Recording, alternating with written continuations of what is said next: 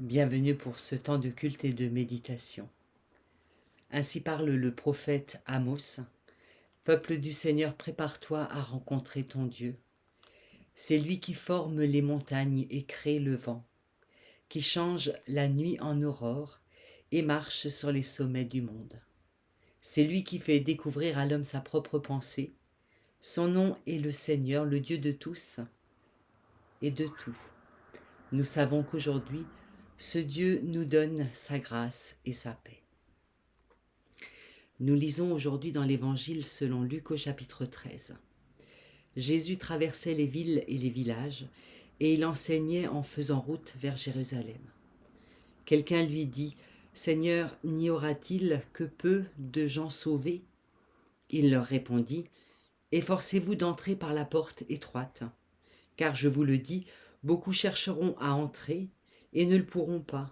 Dès que le maître de maison se sera levé et aura fermé la porte, et que resté dehors vous commencerez à frapper à la porte et à dire « Seigneur, ouvre-nous », il vous répondra « Vous, je ne sais pas d'où vous êtes ».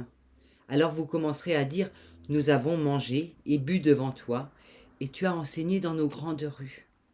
Et il vous répondra « Vous, je ne sais pas d'où vous êtes, éloignez-vous de moi, vous tous qui commettez l'injustice ». C'est là qu'il y aura des pleurs et des grincements de dents, quand vous verrez Abraham, Isaac, Jacob et tous les prophètes dans le royaume de Dieu, et que vous serez chassés dehors. On viendra de l'est et de l'ouest, du nord et du sud, pour s'installer à table dans le royaume de Dieu. Ainsi, il y a des derniers qui seront premiers, et des premiers qui seront derniers. Ce dimanche, Luc y va fort. Ça fait un moment qu'on lit Luc et en fait on va le lire jusqu'à la fin du mois de novembre, jusqu'au premier dimanche de l'Avent. On commence à s'habituer un peu à son style, à son œuvre littéraire, et c'est une richesse de voir la manière dont lui parle de Jésus. Alors ce dimanche, avec une question qui a l'air de surgir de nulle part, Luc nous emmène dans une thématique difficile qui est celle du salut. Qui est sauvé ? Et l'homme demande précisément à Jésus, n'y a-t-il que peu de sauvés ? La question a l'air de surgir de nulle part. Rien ne nous y préparait. Juste avant, on a des paraboles sur le royaume. Et on ne s'attendait pas du tout à trouver cette question qui d'ailleurs arrive sur un mode presque frontal. En fait, ça se passe un peu comme dans les conversations qu'on peut avoir, euh, pour ma part, lors de visites, où tout d'un coup, cette question du salut surgit sans qu'on l'ait vu venir. Et ben, ça laisse perplexe. Qu'est-ce qu'on répond ? Qu'est-ce qu'on pense du salut quand on est chrétien ? Est-ce qu'on parle, euh, pour définir le salut, est-ce qu'on parle d'une vie après la mort qui nous est promise ? Ou est-ce qu'on parle de ce qu'on vit maintenant ?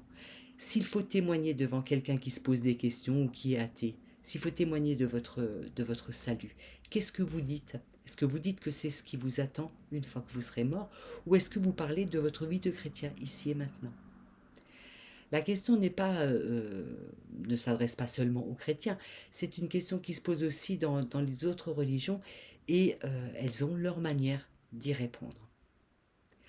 Quelles sont les conditions pour être sauvé ? Est-ce qu'il faut mener une vie en adéquation, en cohérence avec les lois divines ? Est-ce qu'on est sauvé si on se voue aux autres, si on vit sa vie en direction des autres ? Est-ce qu'on est sauvé quand on mène une vie d'adoration et de prière ? J'avais un professeur à la fac qui nous disait est-ce que ça vous intéresse une vie éternelle assis sur les nuages à chanter les louanges de Dieu ? En fait, il nous rendait attentifs au temps qu'on emploie quand on parle du salut. Est-ce qu'on en parle au futur, comme quelque chose qui va arriver, ou est-ce qu'on en parle au présent comme quelque chose qu'on vit ici et maintenant déjà ? C'est pas une question facile. Et voyez la réponse de Jésus, une de ses réponses presque agaçantes, parce qu'on a l'impression qu'il ne répond pas du tout à la question. Il dit à cet homme : « Efforcez-vous d'entrer par la porte étroite. » Alors vous avez remarqué déjà qu'elle est au présent, cette réponse. Et c'est une réponse qui nous oblige à réfléchir un peu plus loin, qui nous emmène sans doute plus loin qu'une réponse en oui ou non, en blanc ou noir. Efforcez-vous d'entrer par la porte étroite. Alors la porte étroite dans les maisons de l'époque, c'était cette porte de côté qu'on laissait ouverte une fois qu'on avait fermé les portes principales. Elle permettait aux retardataires d'entrer quand même, de rentrer quand même à la maison une fois que les grandes portes étaient fermées. Alors en fait, cette petite porte étroite a deux caractéristiques. La première, c'est qu'elle ne laisse passer qu'une seule personne à la fois. Jésus attire déjà notre attention sur le fait que le salut est une question individuelle et personnelle. Et il le développe un peu plus loin dans le texte. C'est pas parce qu'on fait partie du bon groupe, du peuple élu, qu'on est forcément sauvé. Aujourd'hui, on dirait que c'est pas parce qu'on est chrétien qu'on est forcément sauvé. D'autres qui appartiennent à d'autres pays, qui viennent du nord, du sud, de l'est et de l'ouest, peuvent aussi entrer par cette porte étroite. Pour le grec Luc, qui s'adresse à un public païen, c'est pas rien. C'est même très important. La deuxième caractéristique de la porte étroite, c'est qu'on ne peut pas y entrer quand on est chargé. On ne peut pas entrer avec une grosse valise ou grandement vêtu. Elle est trop petite. On peut y entrer que si on a lâché ce qu'on porte avec soi, que ce soit des habits, ce qui nous distingue, ce qui nous donne une identité, ou nos possessions, ce qui nous donne aussi quelque chose qui nous donne aussi une identité.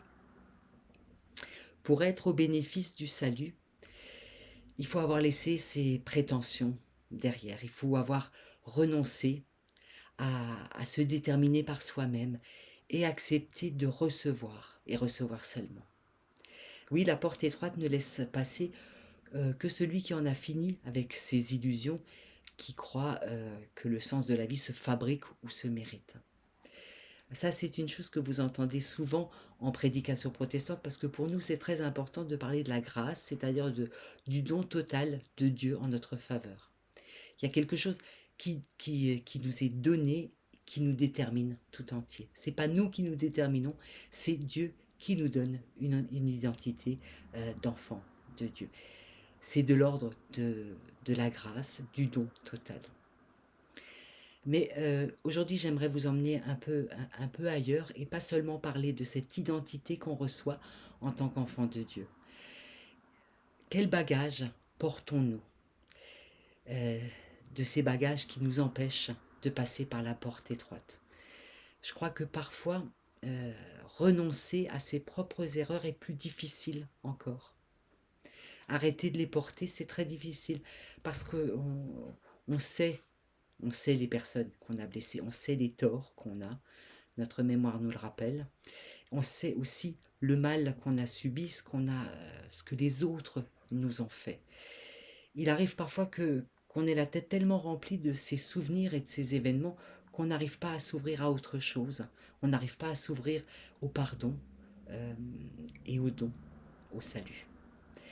Alors je crois que être sauvé peut aussi vouloir dire accepter de lâcher cette valise de culpabilité, de ressentiment, d'amertume, en ce qui concerne les autres et en ce qui nous concerne nous. Accepter de ne plus définir les autres par ce qu'ils nous ont fait et cesser aussi de ne voir que ce qu'on a fait de travers, nos bassesses. On est malheureusement le pire juge pour nous-mêmes. Le mot grec qui est employé dans ce texte et qui est traduit par « efforcez-vous » dans la phrase « efforcez-vous d'entrer par la porte étroite », c'est le verbe qui a donné « agoniser » en français. Ça évoque l'idée de mort. Et il est précisément question ici dans ce texte, au moment où on passe par la porte étroite, d'abandonner, de renoncer, de laisser mourir certaines choses. Mourir à soi-même, à ses prétentions et à ses illusions, à ses revendications, mais aussi à sa culpabilité et à son ressentiment, à ce qu'on trimballe encore. Il est là le chemin du salut. Il est là, elle est là, la route pour accueillir seulement et simplement le salut. Alors voilà, salut, on le retrouve ce mot, ce gros mot de la foi. En fait, vous avez peut-être remarqué que dans le texte, on n'a pas le substantif salut. Jésus ne fait pas un exposé sur le salut. Il répond à la question « Qui est sauvé ?» Et on a le verbe est conjugué et il est même à la forme passive dans ce texte. Jésus ne fait pas un exposé sur le salut, il parle de comment être sauvé. Est sauvé celui qui renonce à soi comme une mort. Est sauvé celui qui vit de dons, de gratuité, de grâce. Celui qui n'a rien à prouver à Dieu pour être regardé avec bienveillance. Est sauvé celui qui est débarrassé de sa charge, qu'il porte comme un fardeau ou comme un étendard. Est sauvé celui qui est invité à entrer dans la demeure de Dieu pour faire la fête. Alors bienvenue aujourd'hui dans la demeure de Dieu. Prions ensemble.